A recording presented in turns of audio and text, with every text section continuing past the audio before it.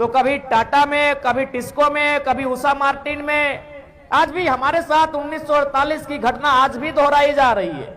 बस फर्क इतना है कि उस समय सीधा गोली मारा गया था, आज डंडा मारा जा रहा है, आज झूठे मुकदमों में फंसाया जा रहा है, आज हमें जेल की काली कोठरियों में भरा जा रहा है। बस इतना सा बदलाव हुआ है। आज भी स्थिति वही है।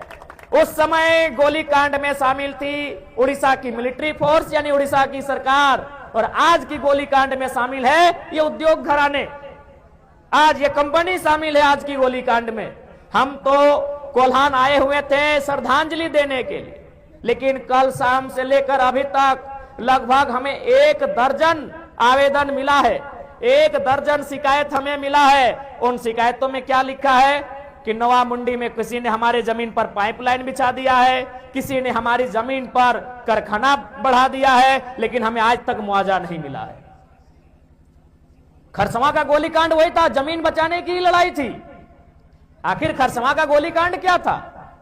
खरसवां का गोलीकांड था जमीन बचाने की ही लड़ाई थी कि वे लोग खरसवां का हिस्सा उड़ीसा में मिलने नहीं देना चाहते थे। क्या था खरसवां का गोलीकांड? जमीन बचाने की ही लड़ाई थी, भाषा संरक्षण की ही लड़ाई थी, स्वाभिमान अस्मिता की ही लड़ाई थी। यही थी ना?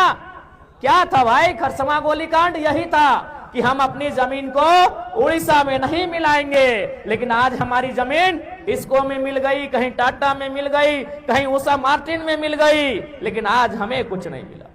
आज बहुत सारे मीडिया वाले भी बैठे हैं, हमसे कहते हैं कि आप उद्योग के विरोधी है क्या? नहीं, हम उद्योग के विरोधी नहीं है, हम कंपनी फैक्ट्री के विरोधी नहीं है। हम बस ये चाहते हैं कि जिनकी जमीनों में फैक्ट्री है, जिनकी जमीनों में कंपनियां हैं, उनके उन रैयतों को 3rd और 4th ग्रेड की नौकरी आजीवन मिलना चाहिए जब तक कंपनी और फैक्ट्री रहेगी।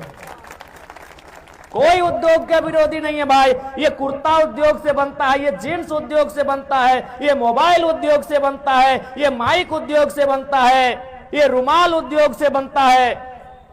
उद्योग का विरोधी कोई नहीं है। बस हम कुछ सुधार चाहते हैं, हम कुछ परिवर्तन चाहते हैं, और वो परिवर्तन मामूली है। आज टाटा की बात करिए, आज टाटा का संपत्ति 20 लाख करोड़ रुपया है।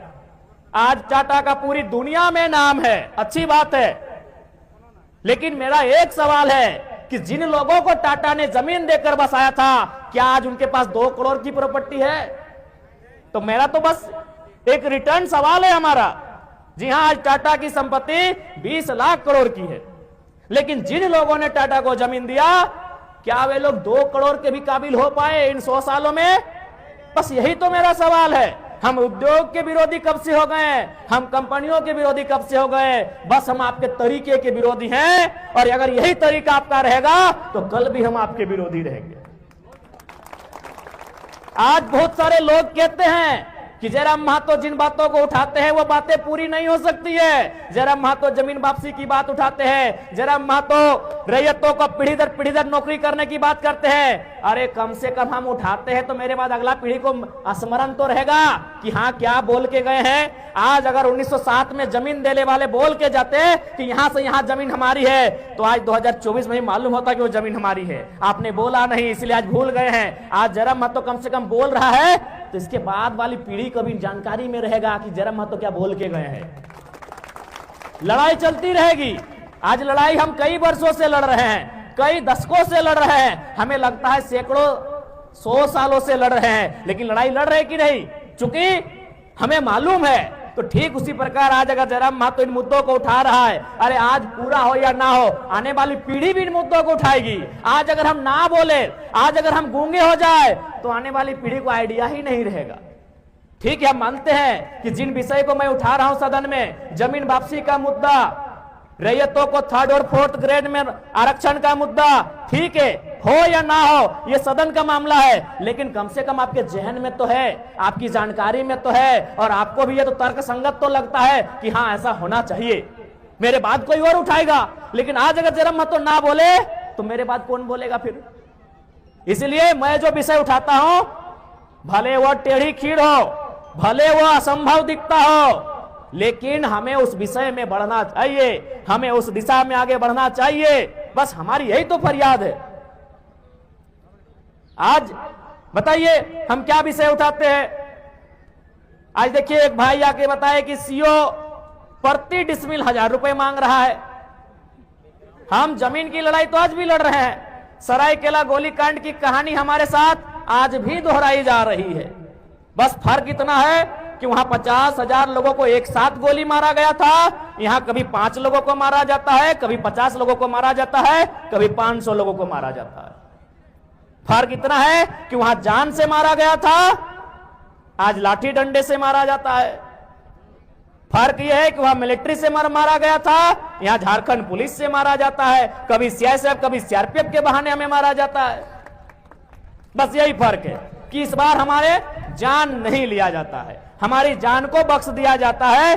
बदले में हमें कानून के कुछ दांवपेच में उलझा के रख दिया जाता है, हमें डरा धमका के रख दिया जाता है और हम पीछे हट जाते हैं। इसलिए आज हमें लगता है झारखंड की जनमानस को एक पुनः उलगुलान की आवश्यकता है। आज देखिए अभी स्टूडेंट वो 15 सालों से 10 सालों से किसी एग्जाम की तैयारी करते हैं। जब उनको लगता है कि नहीं हमारे साथ धोखा हुआ है, वो कभी सड़क जाम कर देते हैं, कभी आगजनी जैसी घटनाओं को अंजाम देने से पीछे नहीं हटते हैं, तो बहुत सारे और घटनाओं को अंजाम दे देते हैं। जबकि वो नौकरी की तैयारी 10 साल से करते हैं ना। यानी जो युवा जो स्टूडेंट 10 साल से नौकरी की तैयारी कर रहे हैं, उनके अंदर इतना गुस्सा है, तो ये जमीन बनाने में हमें कई पीढ़ी लगी है, हमारा गुस्सा कितना होना चाहिए। अरे भाई, जबकि वो नौकरी उनकी गारंटी नहीं है। कोई युवा जो आज तैयारी कर रहा है, अच्छी बात है, वो स्टूडेंट है, वो पार्टिसिपेट किया है, लेकिन क्या वो गारंटी है कि वो नौकरी उसको मिलेगी? लेकिन वो जमीन हमारी गारंटी है, तो हमारा गुस्सा कितना होना चाहिए।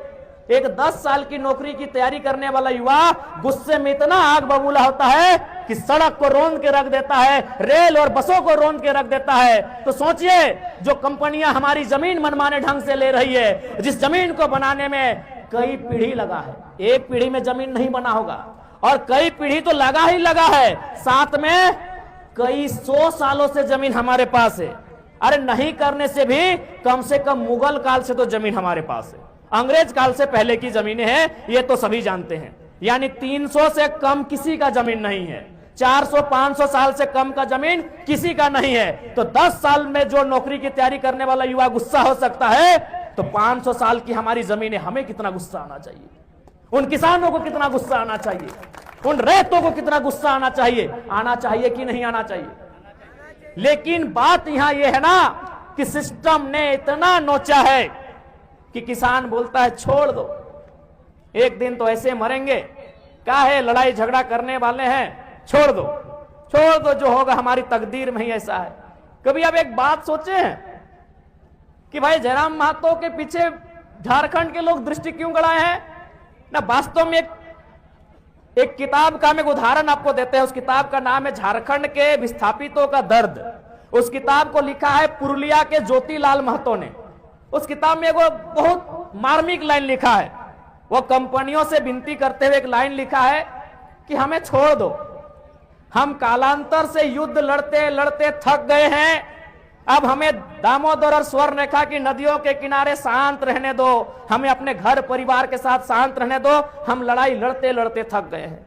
सच्चाई यही झारखंड की है, ये लड़ाई लड़ते लड़ते थक गए हैं, ये पुलिस का लाठी डंडा खाते खाते हार गए हैं। इसीलिए जयराम महतो के अंदर हर झारखंडी को अपना दर्द दिखता है, इसीलिए उसकी सपोर्ट की जा रही है।